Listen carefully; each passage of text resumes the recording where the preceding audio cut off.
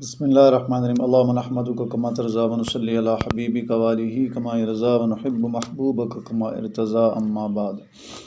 صلی اللہ علی حبیبی محمد وآلہ وسلم۔ ناظرین محترم، آج کی نشست میں ہم انشاءاللہ فضائل حضرت سیدنا علی بن ابی طالب علیہ السلام آپ کے سامنے بیان کریں گے۔ آپ ہمارے ساتھ رہیے گا۔ اس سے پہلے اگر آپ نے ہمارا چینل سبسکرائب نہیں کیا تو سبسکرائب کریں، گھنٹی کے بٹن کو دبائیں تاکہ آنے والی ویڈیوز کا نوٹیفیکیشن آپ کو وقت پر پہنچ سکے۔ تو یہ احادیث مبارکہ جو میں آپ کے سامنے آج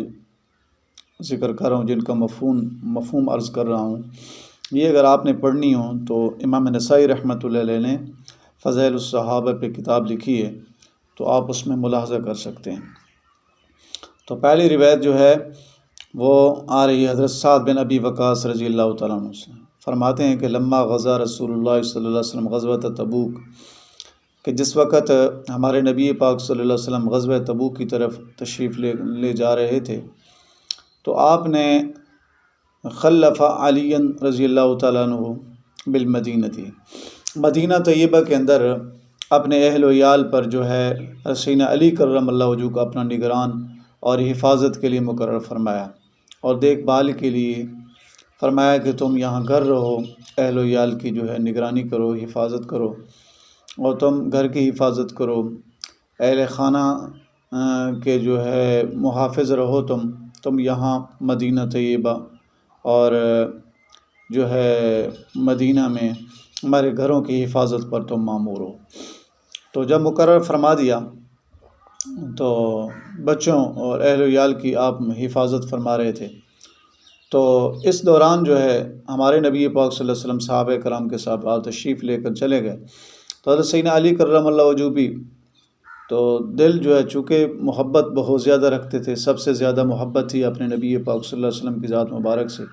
تو آپ جو ہے تھوڑی دیر چل پڑے۔ تو ہمارے نبی پاک صلی اللہ علیہ وسلم کو جو ہے جا کے کچھ راستے میں ملے، تو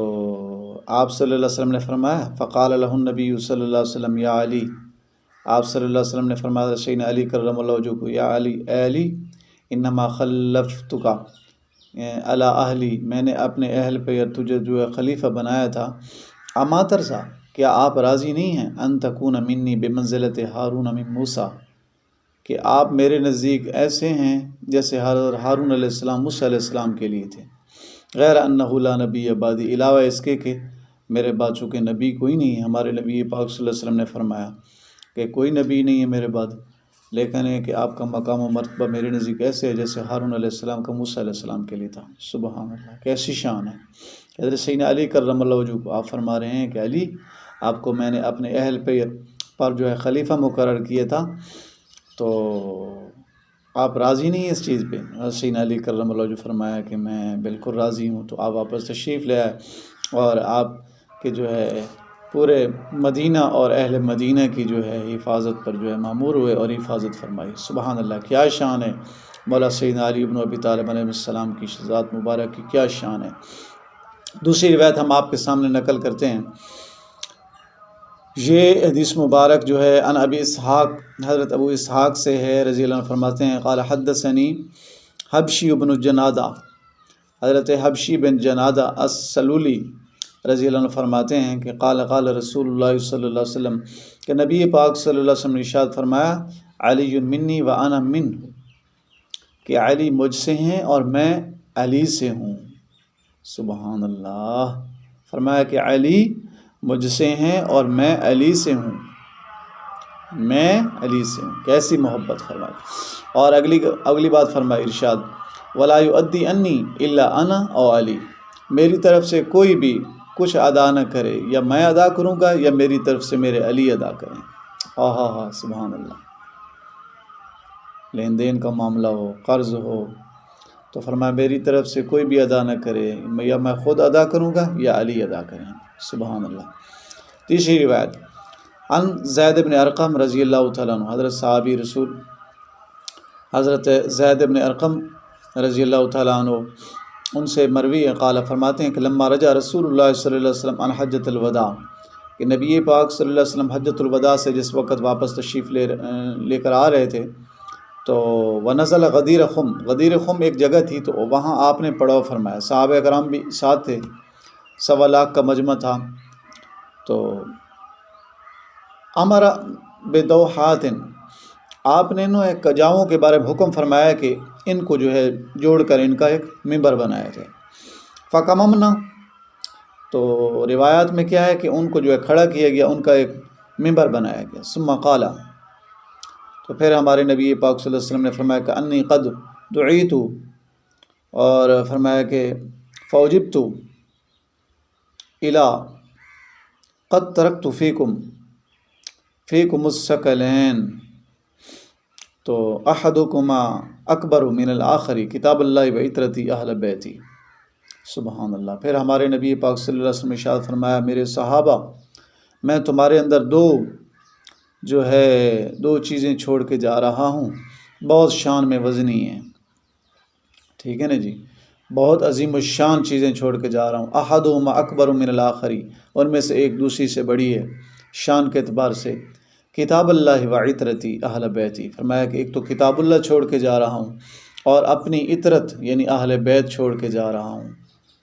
سبحان اللہ۔ فانظروا کیف تخلفونی فیہما، پھر فرمایا کہ میں دیکھتا ہوں کہ تم کیسے جو ہے میرے ان دونوں میں خلیفہ بنتے ہو، یعنی کیسے ان کی فرما برداری کرتے ہو، اطاعت کرتے ہو۔ فإنہما لن یتفرقا حتی یرد علی الحوض، فرمایا کہ یہ نہیں متفرق ہوں گی حتیٰ کہ مجھ پر حوض کوثر میں یہ میرے ساتھ ملیں گی۔ ثم قال، پھر ہمارے نبی پاک صلی اللہ علیہ وسلم نے ارشاد فرمایا، ان اللہ مولایا، تاکہ اللہ تعالیٰ میرے مولا ہیں، وَأَنَا وَلِيُّ كُلِّ مُؤْمِنٍ، اور میں فرمایا کہ ہر مومن کا دوست ہوں، ولی ہوں۔ ثم اخذ بید علی، پھر اپنے دونوں ہاتھ مبارک سے جناب حسین علی کرم اللہ وجہ کا ہاتھ مبارک پکڑا، اور آپ نے فرمایا، من کنت ولیہ فہذا ولیہ، جس کا میں ولی ہوں علی اس کے ولی۔ سبحان اللہ۔